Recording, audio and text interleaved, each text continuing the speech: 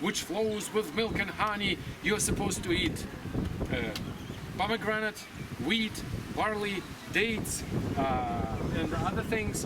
And they are here. You see on these reliefs, the grape, wine, the pomegranate, and other things. Also here, there's an interesting feature here, which looks like a Star of David.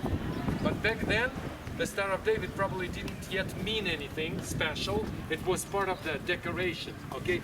Why do I say so? Because here you see 6-corner star, and here you see 5-corner star, and there is no difference. They're on the same top of the synagogue, okay? The 6-corner star that now is a typical Jewish sign, back then was probably part of the decoration, and here also. But what was a very interesting Jewish sign is this. Let me show you. This. It's Ark of the Covenant on the wheels.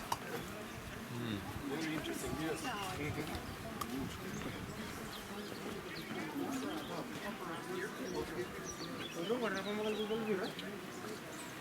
Also, you see the Corinthian capital, typical Greek capital, with the Jewish menorah. We saw something similar to this in Caesarea with the cross. From the church, but this one from the synagogue. The same architectural design, but different symbolism. Okay, you see the inter-influence here. Also this, it says here in Hebrew, who built the column, and one of the column built of some man that was the son of Zebedee.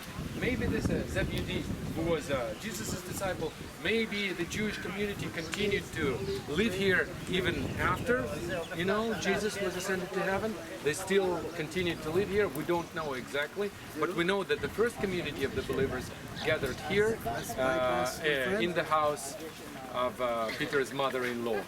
Okay, and then Capernaum was on the Via Maris.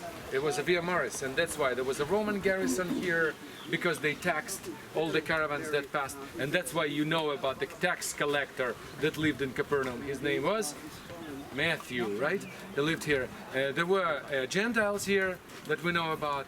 There was a centurion that built a synagogue to the Jewish people, so a good man, though the occupants, but still a God-fearing person that built a synagogue to the Jewish people, and that's why Jesus healed his servant. Remember the story? That they came and he is worthy, he built a synagogue for us. And then this centurion says to Jesus, I am not worthy that you will enter into my house. And we normally interpret it in the way that in the more kind of faith teaching, like it was enough that Jesus says a word, and it was enough for him that his servant will be healed.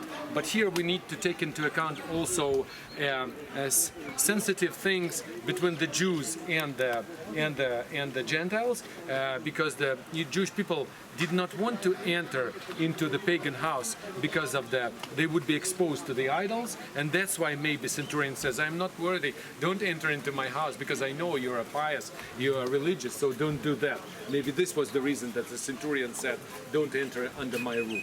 Okay, and things like this.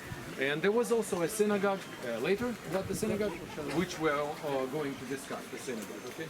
Soon. Let's come around right over here. So I'm saying I don't think we can get up there all.